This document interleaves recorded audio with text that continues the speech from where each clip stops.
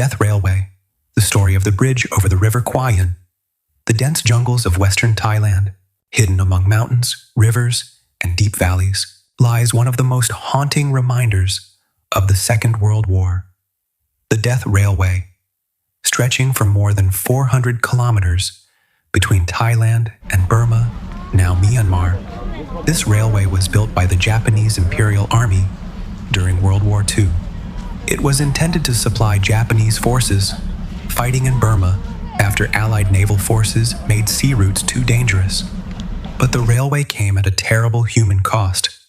More than 60,000 Allied prisoners of war and an estimated 200,000 Asian laborers were forced to build the railway under brutal conditions. Thousands died from starvation, disease, exhaustion, and violence. The suffering was so immense that the railway became known as the Death Railway.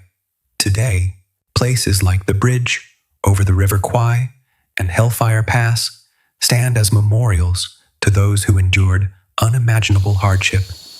This is their story. The Japanese expansion in Southeast Asia in the early 1940s, Japan rapidly expanded across Southeast Asia.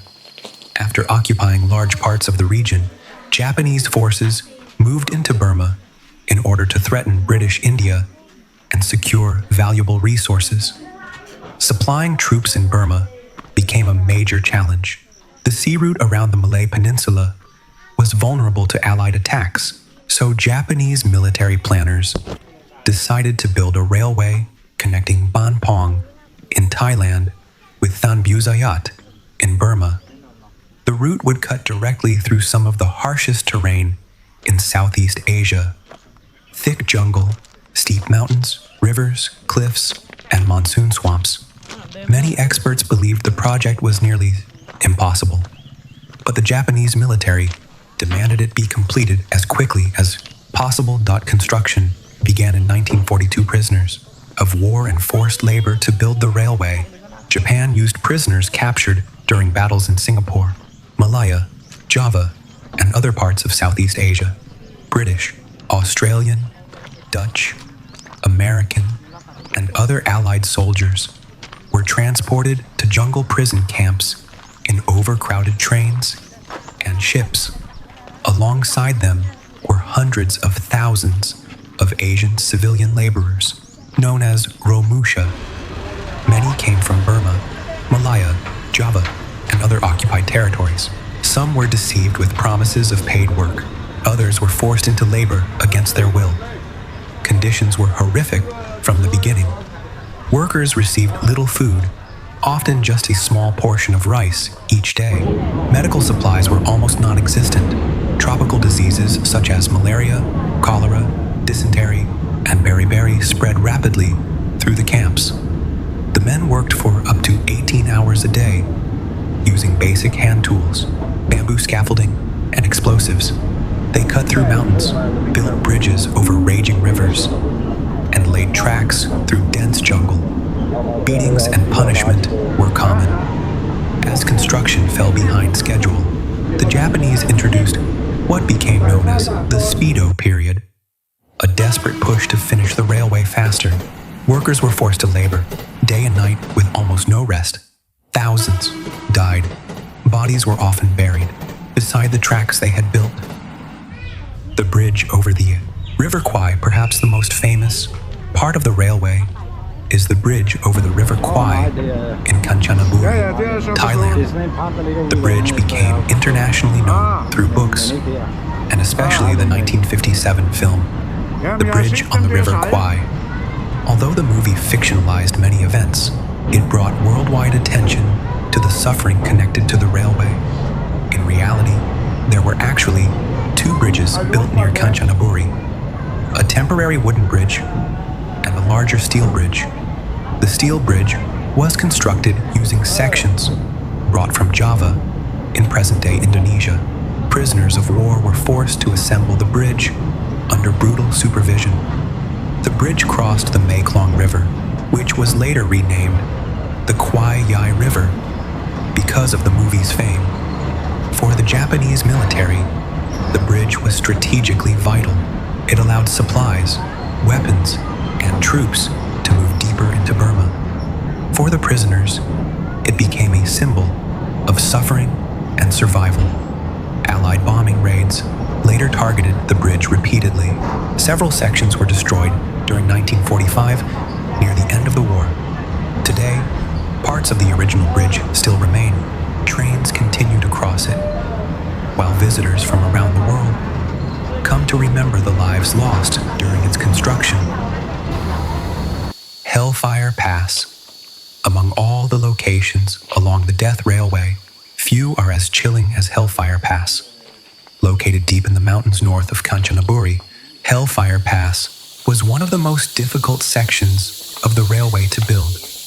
The pass required workers to cut directly through solid rock by hand, using hammers, chisels, and explosives. Prisoners worked in extreme heat and humidity, often for endless hours. At night, the site was illuminated by bamboo torches and oil lamps. Emaciated workers, covered in sweat and dirt, swung their tools beneath the flickering firelight. Witnesses later said the scene looked like something from hell itself. That is how Hellfire Pass got its name. The cutting eventually stretched hundreds of meters through the mountain. The walls rose steeply on both sides, creating a narrow corridor of rock and shadow. Many prisoners died there from exhaustion, disease, accidents, and brutal treatment. Yet despite everything, survivors later spoke of the extraordinary courage and solidarity among the men. Prisoners shared food, cared for the sick, and secretly supported one another through unimaginable suffering.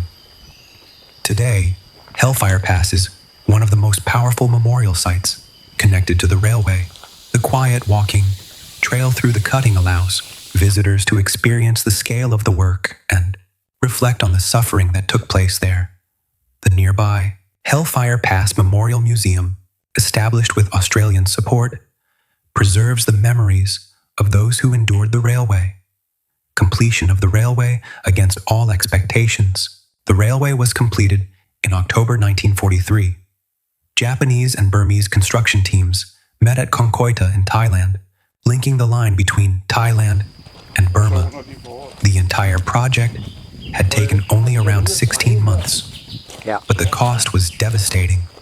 More than $12,000. Allied prisoners of war died during construction. Historians believe that as many as 90,000 to 100,000 Asian laborers also lost their lives, though the true number may never be known. For many survivors, the end of construction did not mean freedom. They continued to suffer in prison camps until the war ended in 1945. As Allied forces regained control in Southeast Asia, the horrors of the Death Railway became known to the world. Japanese officers responsible for war crimes were later prosecuted after the war. The railway after the war. After World War II, large sections of the railway in Burma were abandoned and reclaimed by the jungle. Parts of the Thai section, however, remained in use. Today, trains still travel along portions of the original route in Thailand, including the famous wooden viaduct at Wang Pho and the bridge in Kanchanaburi. For many visitors, riding the railway is both beautiful and deeply emotional. The line passes through stunning landscapes of rivers, cliffs, and jungle, scenery that contrasts sharply with the suffering hidden within its history. Cemeteries in Kanchanaburi hold the graves of thousands of Allied prisoners. Rows of carefully maintained headstones serve as a reminder of the lives cut short, far from home. Many Asian laborers who died along the railway were never formally identified or buried in marked graves. Their stories are still being uncovered today, remembering the human cost, the death. Railway is more than a wartime construction project. It is a story of endurance, cruelty, sacrifice, and survival. It reminds us how war can strip away humanity, but also how compassion and courage can survive even in the darkest conditions. The bridge over the River Kwai, Hellfire Pass, and the remains of the railway are now places of remembrance every year. Descendants, historians, veterans' families, and travelers come to Kanchanaburi to honor those who suffered and died there. As the jungle slowly reclaims parts of the railway, the memories remain.